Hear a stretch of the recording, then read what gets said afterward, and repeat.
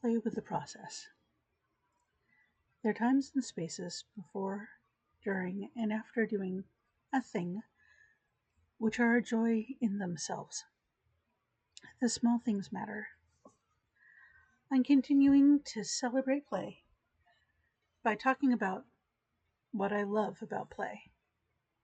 Hi, this is Sanctuary of Play, a virtual church with a joyful mission that play is a sacred gift and an innate part of our natures which should be celebrated. We feel play is a basic need like sleep, food and water, shelter, and community.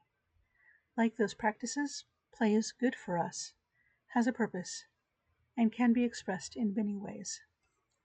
We're going to talk about play and encourage play in our lives. Playing with the process is something you can give yourself. You are the one experiencing your part of doing the thing. You can appreciate and sometimes plan for helping everything about a type of play you're doing be something good for you. Sometimes you don't even need to know you're doing it. Like a bunch of the things I have fun reminding us about, this is not a new idea at all. There are sayings about this. Stop and smell the roses. You had to be there. Gratitude practices, journaling, carpe diem. I feel part of why enjoying the journey works so well is it is a great place to build ceremonial and ritual intensity.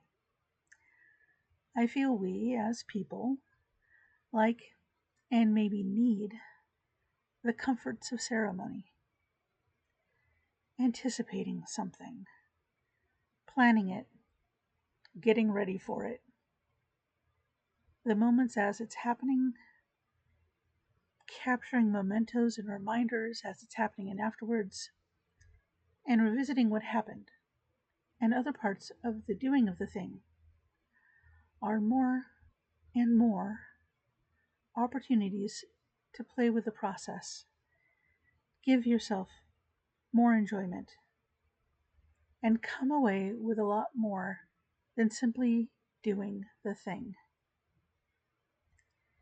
In a way, it sounds like a mindfulness practice. It doesn't have to be that formal. Let me give a few examples. Your job is really close to your home, but it's uphill to get there. And you're lucky enough to have an on-site gym with a shower. Once a week, you treat yourself to riding your bike to work early in the morning. You choose the day of the super early cross-departmental meeting. You decided you choose how to start your day. You keep a frozen protein and fruit smoothie in the freezer that you prepare the night before. You pack your work clothes. And that day, that morning, you get on the road when it's still cool and a little quiet.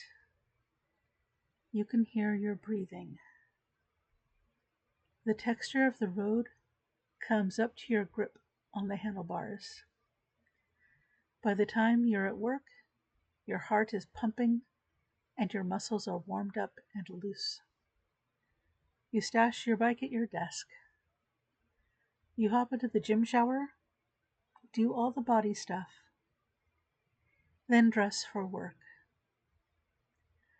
Other people at the meeting are blinking and yawning while you're relaxing after being outside and enjoying your treat drink. This is different in a lot of ways from driving to work and using the bike machines in the gym. You did this. You chose these rituals. You gave yourself this kind of start to your day, which does include a bike ride, but is more than a bike ride. It doesn't have to be that planned or even that positive. Your job sends you on flights a lot, a lot, a lot. You're very used to the airport. You have the perfect carry on, the perfect travel outfit. You got this. This time, you also got a snafu situation that leads to a cascading flight delay problem that makes the whole terminal not so happy. You can't control the planes, but you can control you. What would it take to make this a great story later? What are the unique or universal vignettes that will have your friends snorting into their beer when you tell them this story later? The situation's already ridiculous. Lean into it. Start a Karen at the counter scorecard. Make silly backstories about everyone based on their shoes. It's your delay, and you can play with your time. Or speaking of beer, there's an internet personality I've been following for forever and a day. It is Easter today. Happy Easter, everyone. This internet personality is an adult. Their family is extremely playful in a wonderful way. When the boys grew to be men, the family wanted to keep the ritual of the Easter egg hunt. That family has an Easter beer hunt, which I think is brilliant. For one thing, like the plastic eggs, you don't have to worry as much about the family dog finding all the eggs first or getting ill from the chocolate. The family can hoard craft beers ahead of time, so there is an abundance of variety to really vibe with the grace and generosity of the egg motif. Afterwards, everyone has a tasty beverage to enjoy and maybe trade around like Halloween candy. I can think of some variations on a spring hunt that don't involve alcohol, like go challenge mode and do a seed envelope hunt. Why is there a watermelon growing under the hedge? We never found that seed packet. Or maybe hide solar powered light toys where anything found after dark is both amazing but also something to be chagrined about. And now you have light toys. The Easter egg hunt is one of our only ceremonial scavenger hunts. I think it should be open to everyone of all ages, while still protecting the single minded distraction and lack of practice that children might have that would get in the way of them being good at it. Maybe a scanning app hunt. Although, I don't know. There's something special about physical things. I guess geocaching is close, but the Easter egg hunt is abundant and social, and geocaches are solitary and one at a time. I still remember hunts from my childhood, especially ones in strange to be places like the Nevada desert, when I'm a California coast person. It's hard to do an Easter egg hunt alone. Even the family beer hunt example had people doing things for each other. I don't have all the answers for this example, but it is Easter, so I wanted to mention it. Enjoying the process can be very planned and drawn out over weeks, months, or years. I know a Disney family Actually, I know several Disney families. I have relatives who are Disney families. Anyhow, this one, they don't just like the franchise. It's part of their home life and identity. The house is covered in Disney. All of the vacations are Disney. Sometime soon, they're planning to go to Shanghai Disney Resort in China, which just had its 10th year anniversary, I think. They're already on the journey to that park. There's the anticipation, making plans, research, looking into what is there and what they can do, comparing it to past trips to other parks, having fun talking about what was good about past trips to try to recreate on this upcoming trip. Outfit shopping because Shanghai has very different weather than where they are. This is something like their 10th or so planned trip to a unique park. And I don't know how many times they've gone to the parks close to home again and revisited them.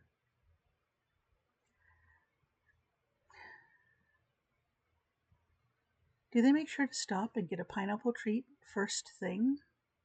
I know lots of Disney people who make sure they get the whip first thing. What pins are they willing to trade? And which are they hoping to buy or get?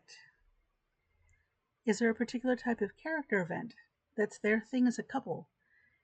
And does the Shanghai park have that event? Hours and days can be spent in a delighted anticipation and happy nostalgia before the actual thing, before the visit. All of which will still have been valid if life gets in the way of their visit. But I think they'll be able to go. After, it'll be part of their overarching Disney celebration they get to rest on again and again.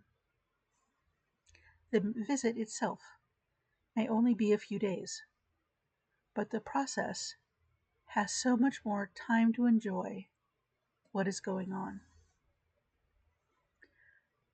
I hope you can now maybe better imagine what I'm describing when I talk about playing with the process.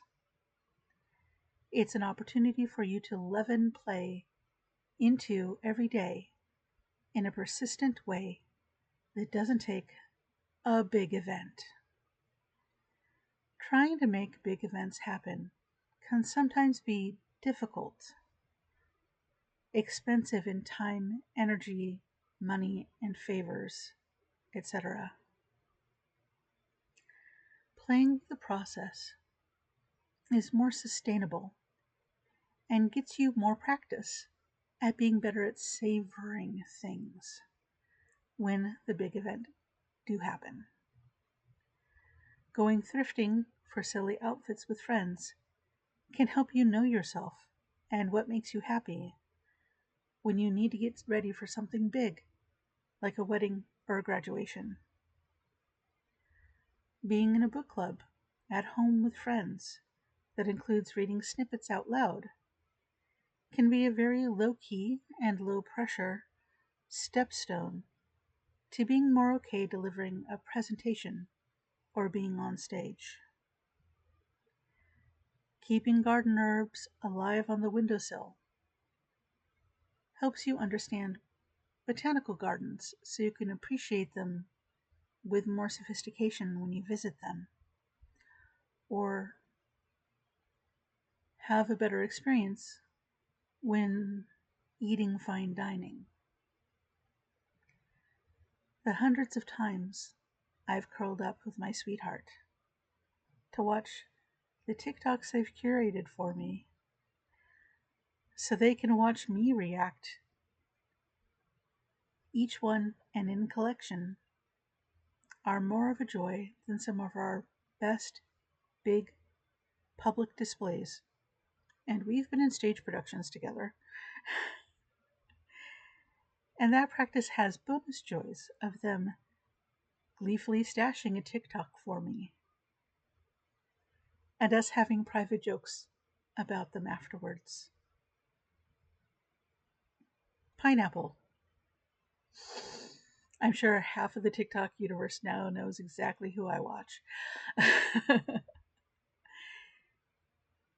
Which is a great example to end on.